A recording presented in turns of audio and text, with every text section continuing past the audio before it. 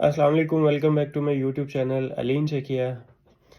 अगर आप ऑलरेडी चेक रिपब्लिक का प्रोसेस कर रहे हैं और आप सुपर लीगलाइजेशन की अपॉइंटमेंट और वीज़ा की अपॉइंटमेंट की वजह से परेशान हैं, तो मैं आपको ये मशवरा दूंगा कि आपको अपना टाइम ज़ाया नहीं करना चाहिए। आपको साथ साथ दूसरे कंट्रीज़ को भी कंसीडर करना चाहिए।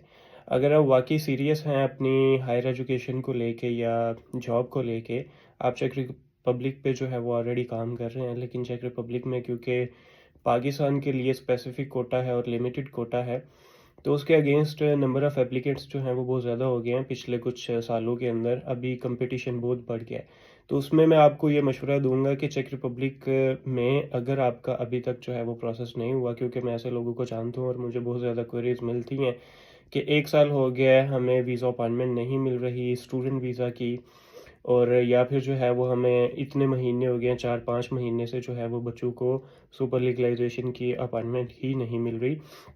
अगर आपको सुपर लीगलाइजेशन की ही अपॉइंटमेंट नहीं मिलेगी तो आपके डॉक्यूमेंट्स की वेरिफिकेशन और रिकग्निशन का प्रोसेस कंप्लीट नहीं होगा, जिसके बिना जो है वो आपका स्टडी वीज़ा कंप्लीट नहीं होगा। और अल्टीमेटली अगर आपका ये हो भी जाता है तो फिर जो है वो आपको वीज़ा अपॉइंटमेंट पे दोबारा से जो है वो स्ट्रगल करनी पड़ती है, और चेक रिपब्लिक के केस में अभी कंपटीशन काफ़ी बढ़ गया है। तो मेरा आप लोगों को जो है जिनके साथ ये केस है, आपके साथ आपके लिए ऑनेस्ट ओपिनियन है कि आपको दूसरे कंट्रीज़ को भी कंसीडर करना चाहिए। यूरोपियन कंट्रीज़ को, इंग्लिश कंट्रीज़ को भी देखें। अगर वो आपकी समझ में आते हैं, आपका इंटरेस्ट जो है वो वहाँ पे बनता है, तो आप उसको ज़रूर देखें। अगर आपका इंटरेस्ट और बजट वहाँ पे नहीं बनता और चेक रिपब्लिक ही आपका इंटरेस्ट और बजट है, तो फिर चेक रिपब्लिक को जो है वो कंसिस्टेंटली इस पे काम करते रहें। इंशाल्लाह जो है वो आपको आपका प्रोसेस जो है वो कंप्लीट हो जाएगा। मेरे केस में 2021 में जो अपॉइंटमेंट्स का सिस्टम था वो थोड़ा डिफरेंट था। First come first serve basis पे जो है वो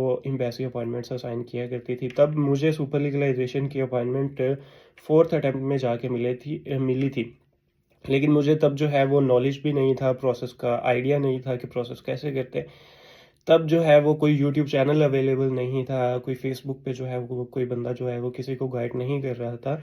लेकिन अल्हम्दुलिल्लाह अभी तकरीबन 2 साल मुझे हो गए हैं, और 2 साल 2 सालों के अंदर मेरे चैनल पे 200 से ज़्यादा वीडियोस हैं, और आप लोगों के लिए एक मुकम्मल गाइड है। ठीक है।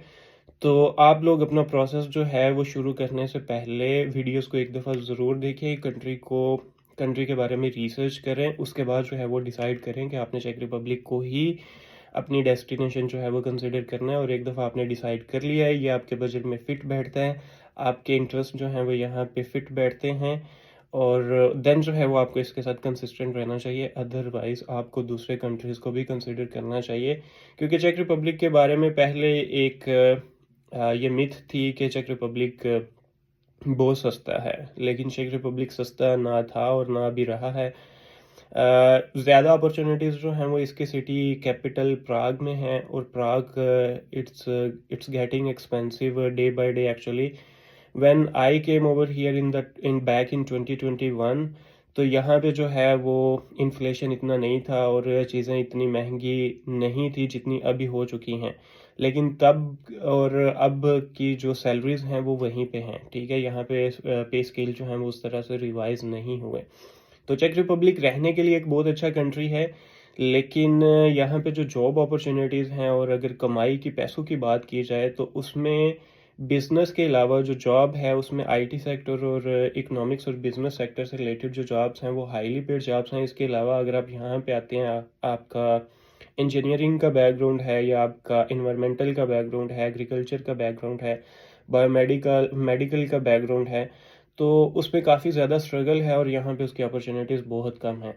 लैंग्वेज बैरियर भी है यहाँ पे, ठीक है, लेकिन ऑन दी अदर हैंड जो स्टडी की अपॉर्चुनिटीज़ हैं वो बहुत अच्छी हैं। यूनिवर्सिटीज़ जो हैं वो आपको क्वालिटी एजुकेशन प्रोवाइड करती हैं, और कंपैरेटिवली यहाँ की जो ट्यूशन फीस है अदर यूरोपियन कंट्रीज़, और जो वीज़ा प्रोसेस है वो 100% उसमें चांसेस होते हैं कि अगर आपको वीज़ा अपॉइंटमेंट मिल जाए और आप जेन्युइन स्टूडेंट है, आपने प्रिपरेशन की हुई है, तो आपको वीज़ा मिल जाता है। ये वीडियो बनाने का मकसद यही है कि जो लोग 1 साल से 1.5 साल से 2 साल से चेक रिपब्लिक का प्रोसेस कर रहे हैं और उनका प्रोसेस अभी तक कंप्लीट नहीं हुआ अपॉइंटमेंट्स की वजह से, तो मैं आप लोगों को ऑनेस्ट ओपिनियन दूंगा कि आप लोग दूसरे कंट्रीज़ को भी कंसिडर करें, अपना टाइम वेस्ट मत करें। ठीक है, और अगर आप लोगों के पास इतना बजट नहीं है और आपका जो है वो इंटरेस्ट कहीं और नहीं बनता, तो फिर जो है वो इसके साथ आप कंसिस्टेंट रहें, इंशाल्लाह आपका प्रोसेस कंप्लीट हो जाएगा।